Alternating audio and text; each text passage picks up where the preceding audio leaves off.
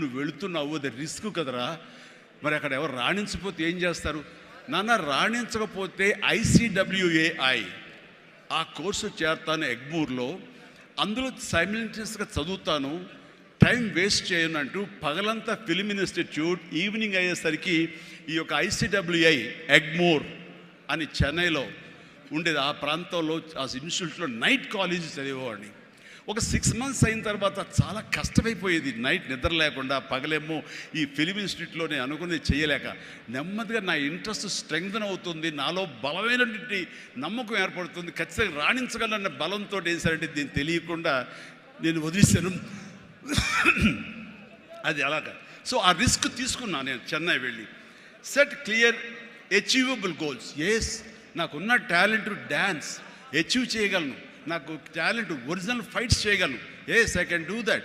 Performance ఇవ్వగలను.